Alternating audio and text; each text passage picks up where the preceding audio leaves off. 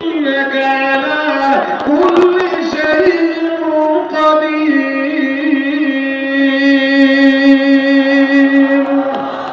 ومن الناس من يتخذ من دون الله أندادا يحبونهم كحب الله والذين آمنوا أشد حبا لله ولو يرى الذين ظلموا إذ يرون العذاب أن القوة لله جميعا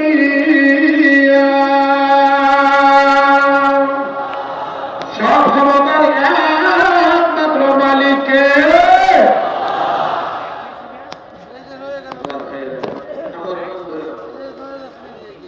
তো দেখেন মূল জায়গায় যাই আমি গাজ্জারের মধ্যে ভুলে গেলাম ভুলে গেলে হবে না এটা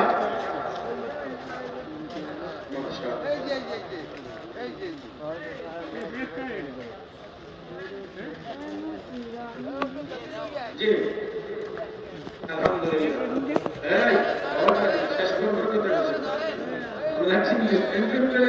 শেষ করার কথা বলে নাই আমি সাল্লাহ কথা বলছি আল্লাহ টেনশন করেন না দেখতে মনে হয় শেষ করে দিচ্ছে না তেমন না চলবে ইনশাআল্লাহ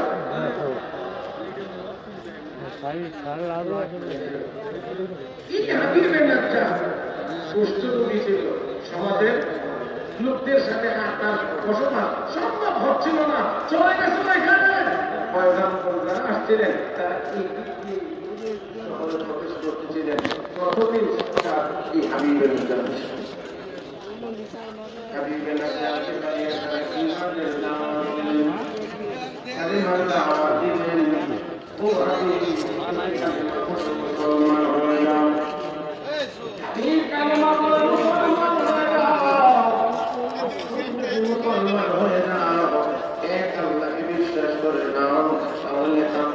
আল্লাহর কাছে তোমার জন্য দোয়া করব আল্লাহ রাব্বুল আলামিন তোমার ভালো করে দিবেন হাবিবের বড় হয়ে গিয়েছে চোখ বড় করে বলেন একটু আপনারা বললেন আপনাদের আল্লাহ বলে একজন বলে একজন আপনারা বলেন কয়জন একজন তাহলে একজন আল্লাহ কেমন করে ভালো করবেন সে এক আল্লাহর ক্ষমতা আছে আমার মুখ ভালো করে দিতে পারেন এত অল্প সময়ের ভিতরে আমার বন্ধুরা তার ভিতরে তো ধারণা আমি কাবেরের কাছে গেলাম এত মন্দিরে গেলাম কেউ আমার রূপ ভালো করতে পারে নাই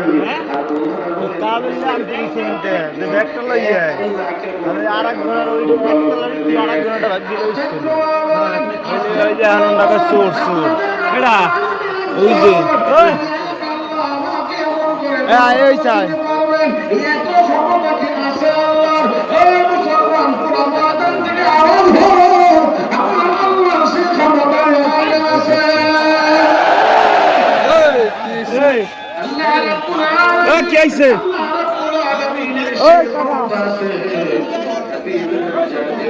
তাদের কথা আশ্বস্ত হয়ে ফেলে মুসলমান হয়ে গেছেন মুসলমান হওয়ার পরে দিয়েছে মুহূর্তের মধ্যে আল্লাহ ভালো করে দিয়েছে আরে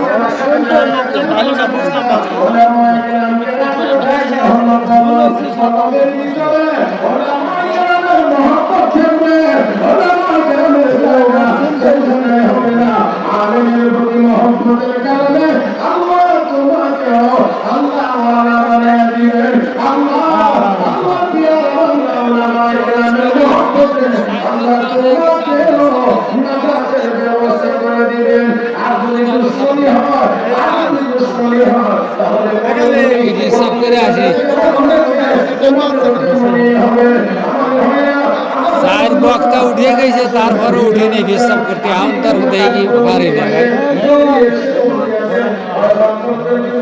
হিসাব করে এসে আবার বসে।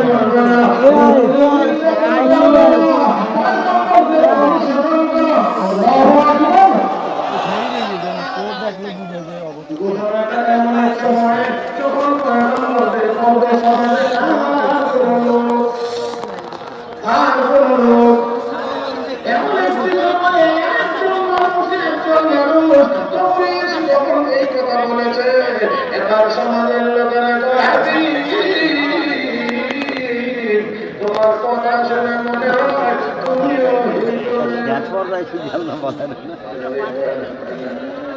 তুমিও এই দলের হাবিবে নজ্জার তখন জবাব দিয়ে বলেছিলেন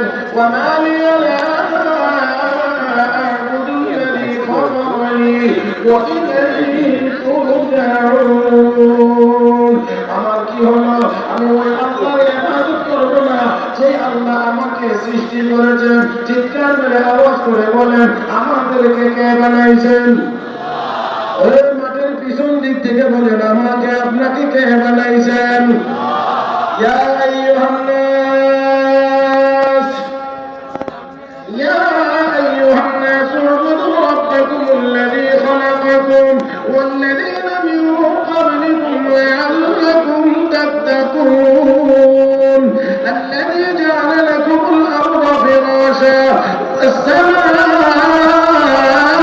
بناء وأنزل من السماء ماء فأخرج به من الثمرات رزقا لكم فلا تجعلوا لله أندادا وأنتم تعلمون।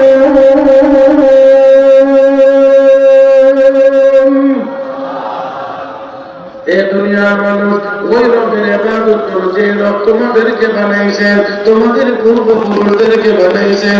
হাবিবে নজ্জার কয়, আমি ওই আল্লাহর ইবাদত কেন করব না যে আল্লাহ আমাকে বানাইছেন? ওয়া ইলাইহি তুরজাউন, সেই আল্লাহর দিকেই তোমাদেরকে ফিরে যাইতে হবে, তোমাদেরকে ফিরে যাইতে হবে। আমার ভাইয়েরা, বর্তমান দুনিয়ায় 800 কোটি মানুষ, 600 কোটি মানুষ এই অমুসলিম, পরকাল বিশ্বাস করে না। 200 কোটি মানুষ কালেমা আমরা মুসলমান।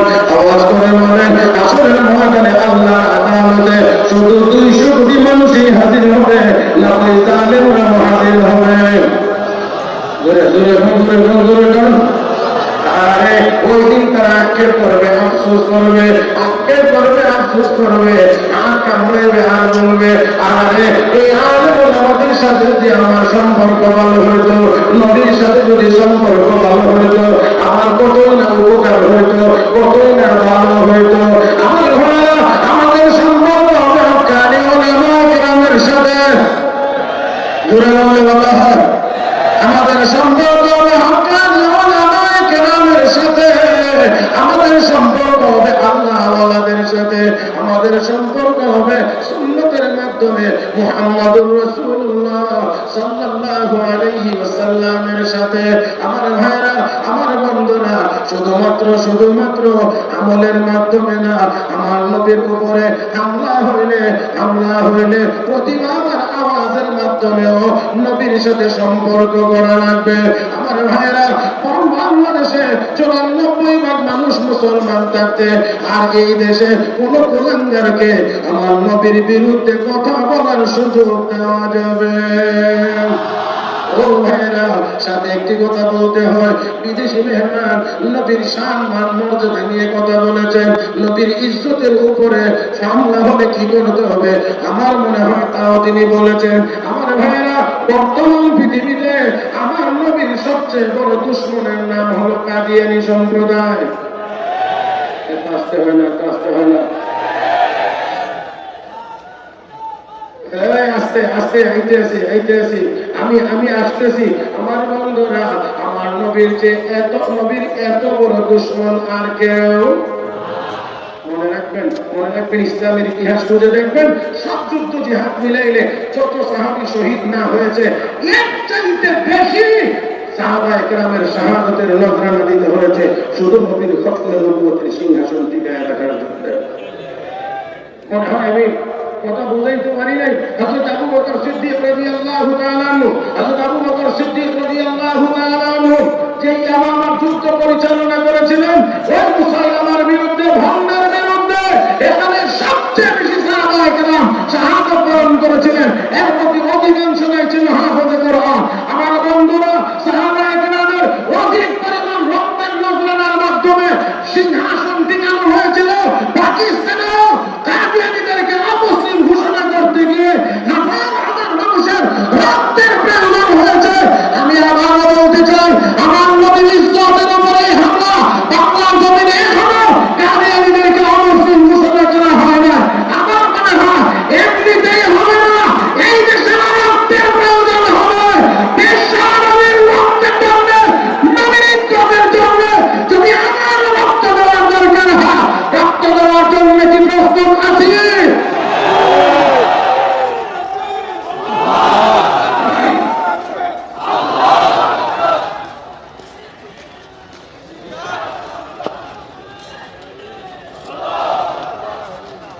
আরো বলিষ্ঠ আওয়াজ লাগবে, আরো বলিষ্ঠ আওয়াজ লাগবে। মুহতারাম হাজরিন, নজরানা ছাড়া এই কাজ করা যাবে না, এটা বাস্তবায়ন হবে না, এটা বাস্তবায়ন হবে না। তবে অবশ্যই বাংলাদেশে কাদিয়ানীদেরকে অমুসলিম ঘোষণা করতেই হবে। আল্লাহ আমাদের সবাইকে তৌফিক দান করুন, আমাদেরকে হিম্মত দান করুন। যা যা করার আমরা যেন সব করতে পারি, সেই তৌফিক যেন আল্লাহ আমাদেরকে দান করেন। আমার ভাইয়েরা, আমার বন্ধুরা, সবাই আমরা জানি হযরত ওয়াহশী রাদিয়াল্লাহু তাআলা উহুদের যুদ্ধে নবীর সাথে হযরত আমির হামজা শহীদ হয়েছিলেন। কালেমা পড়ে মুসলমান হওয়ার পরেও সামনে সবাই শোয়া ডেঙ্গে যাওয়া সম্ভব নয়। মুসলমান হয়েছে, আমি তোমাকে ক্ষমা করে দিয়েছি, কিন্তু তুমি আমার চোখের সামনে বসবে না। তুমি আমার চোখের সামনে তুমি বসো, তোমাকে দেখলে আমার চাচার বিভৎস নাশের কথা স্মরণ হবে, আমার মনে কষ্ট চলে আসতে পারে, তুমি ধ্বংস হয়ে গেলে আমার চোখের আড়ালে থাকবে, আমার চোখের সামনে বসবে না। শুধু নীরবে চোখের তোমার হাবিবের কলিজায় এত কষ্ট দিয়েছি, আমি চেহারা দেখাইতে পারি না, আল্লাহ আমাকে এমন একটা সুযোগ করে দাও, এমন একটা কাজের সুযোগ করে দাও, যেই কাজের মাধ্যমে তোমার হাবিবের কলিজাটা ঠান্ডা হয়ে যাবে। হযরত আমির হামজা রাদিয়াল্লাহু তাআলা মুকে যেমন করে শহীদ করেছিলেন, এমন একটি কাজের অপেক্ষায় আল্লাহর কাছে কান্না করি, এমন একটা কাজের ব্যবস্থা করে দাও, যে কাজটা করলে তোমার হাবিবের কলিজা ঠান্ডা হবে। আমার বন্ধুরা, সেই সুযোগ চলে এসেছে মুসাইলামার বিরুদ্ধে যুদ্ধে।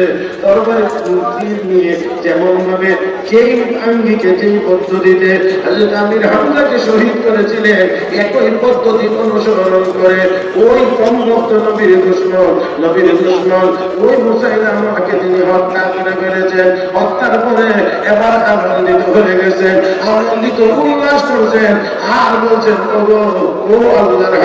ও আল্লাহর হাবিব, আমি তো আপনার চাচাকে শহীদ করার মাধ্যমে ব্যথা দিয়েছিলাম, আপনার দুশমনকে হত্যা করার মাধ্যমে এখন আপনি খুশি হয়ে যান, আমি আপনার দুশমনকে হত্যা করে ফেলেছি। আমার ভাইরা, আমার বন্ধুরা, আল্লাহর নবীর সাহাবী হযরত ওয়াহশী রাদিয়াল্লাহু তাআলা নবীর এই বড় দুশমনকে হত্যা করার মাধ্যমে হত্যা করার মাধ্যমে এই কাফারা আদায় করেছেন। হযরত আমির হামজার শাহাদাতের কাফারা আদায় করেছেন। আমার বন্ধুরা বিশ্ব নবী রাহমাতুল লিল আলামিনের সম্মান টিকানোর জন্য প্রয়োজন যদি হয় আমাদেরকে অবশ্যই নজরানা পেশ করা লাগবে। আসুন সামনের দিকে আগাই, কথা সময় শেষ হয়ে আসছে, কথাও শেষ করতে হবে। ও বন্ধুরা, হাবিব নাজ্জার বলতে আছেন ওই আল্লাহর ইবাদত আমি কেন করব না ওই আল্লাহর ইবাদত যে আল্লাহ আমাকে বানাইছেন। তোমাদেরকেও সেই আল্লাহর কাছে ফিরে যেতে হবে, সবাইকেই ফিরে যেতে হবে। ও মুসলমান, এই কথাটা যার হৃদয়ে যত বেশি মজবুত আকারে বিশ্বাস থাকবে ওই লোকটার দ্বারা এই গুনার কাজ কম হবে, আল্লাহর দিকে ফিরে যেতে হবে। এই কথাটা যদি স্মরণ থাকে ওই লোকটা গুনার কাজ করবে না, করতে পারে না। করলেও আল্লাহর আযাবের ভয়ে আল্লাহর দরবারে কাঁদবে, তওবা করবে। রব্বে কারীম তওবার দ্বারা তার জিন্দেগীর সব গুনাহ মাফ করে দেবেন। আমার ভাইয়েরা, আমরাও দুনিয়াতে ছিলাম না, দুনিয়ায় আমরাও থাকবো না, থাকতে পারবো না। দুনিয়া থাকার জায়গা না, দুনিয়া ছেড়ে চলে যাইতেই হবে। আল্লাহর আদালতে আমাদেরকে হাজিরা দিতে হবে। বিশ্ব নবী বলেন ওই আদালতে গিয়ে সবাই দাঁড়াবে, একটি কদম নাড়ানোর ক্ষমতা কাহার হবে, একটি কদম কেউ নাড়াইতে পারবে না। লা ইয়াযালু কদমা ইবনি আদম ইয়াউমাল কিয়ামাহ, কিয়ামতের দিন একটি কদম কেউ নাড়াইতে পারবে না 5টি প্রশ্নের জবাব না দেওয়া পর্যন্ত। এক নম্বর প্রশ্ন, ও বান্দা, আপনি হায়াত দিয়েছিলাম আল-উমরিহি ফীমা আফনা, হায়াত দিয়েছিলাম 70-80 বছর, কোথায় খরচ করেছো জবাব দাও। ওয়ান শাবাবিহি ফীমা আবলা, যৌবনকাল কোথায় খরচ করেছো জবাব দাও।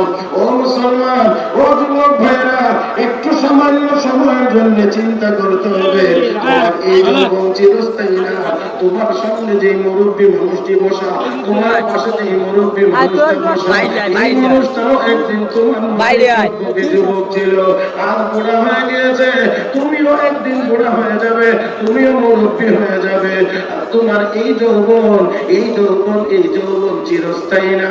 কাজে যৌবনের পিছনে আর যৌবনের পাগলামিকে নিয়ে সামনের দিকে আগাইলে হবে না। পাগলামিকে দমন করে ঈমানের পথে আগাইতে হবে, ইসলামের পথে আগাইতে হবে, বিশ্ব নবীর মহব্বতে আগাইতে হবে, আল্লাহ এবং আল্লাহর রাসূলের মহব্বতে আগাইতে হবে। তোমার গায়ে সত্যি যদি ইসলামের পক্ষে দেয়া হয়, তোমার যদি যুবক ভাই তুমি যদি ইসলামের পক্ষে বাজানে দাঁড়াও, তাহলে অবশ্যই ইসলাম এগিয়ে যাবে। এই জন্যই তো কাফের বেঈমানেরা অত্যন্ত সূক্ষ্মভাবে ষড়যন্ত্র করে আমাদের যুবকদেরকে কোরআন থেকে দূরে সরাইয়া গান বাজনা দিয়ে তাদেরকে ব্যস্ত করে ফেলেছে। আমার বন্ধুরা, শুধুমাত্র তা না, এই গান বাজনার আসক্তির কারণে গান বাজনার ভিতরে মাদকের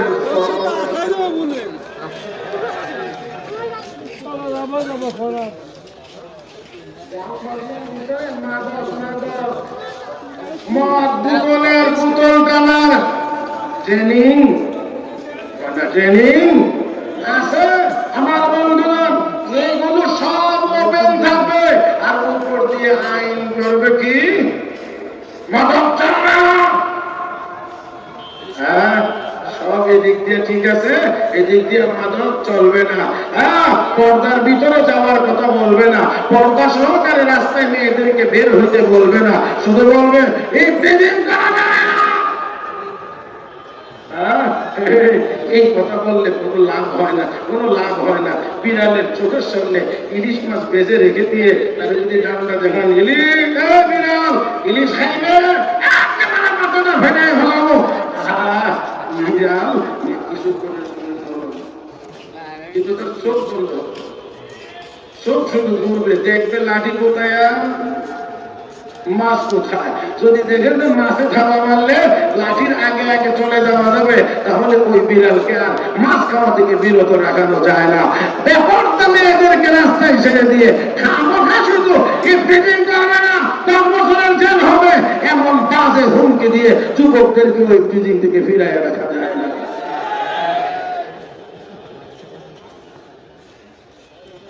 আমার ভাইয়ের এটা অনেকটাই এরকম আর কি। এক লোকে কুয়ার মধ্যে ইঁদুর করছে, ফুলছে মারছে, কুয়ার মধ্যে দুর্গন্ধ। মুফতি সাহেবের কাছে গেছে, কি করতে হবে? ও পানি ফেলে এত চল্লিশ নদী, চল্লিশ নদী বানাইছে, দুর্গন্ধ আরো করছে। কি করবো? তোর কি দিল? কি দিল? আরো ফেলাইছে চল্লিশ নদী, দুর্গন্ধ আরো করছে, আরো ফেলাইছে চল্লিশ নদী। এখন বাড়ির কিনারাই যাওয়া যায়।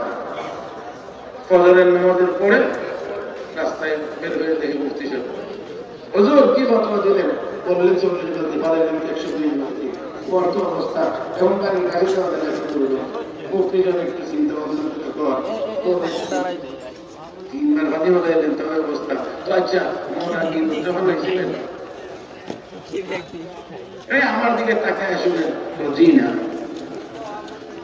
কি না, মরা ইঁদুর, কষা ইঁদুর কুয়ার ভিতরেই আছে, আর উনি কি করতে আছে? পানি ফেলাইতে আছে। তো কুয়ার ভিতরে কষা ইঁদুর রেখে যেমন করে পানি ফেলাইলে কুয়া পাক হয় না, দুর্গন্ধ কমে না। বেপরদা রেখে শুধুমাত্র ইফতিজিং বিরোধী আইন করলেও মহিলাদের ইজ্জত সম্মানের নিরাপত্তার ব্যবস্থা হয় না। আল্লাহ আমাদেরকে বোঝার তৌফিক দান করুন। যাক, আমি আমার কথা এবার গুছিয়ে ফেলতে হবে।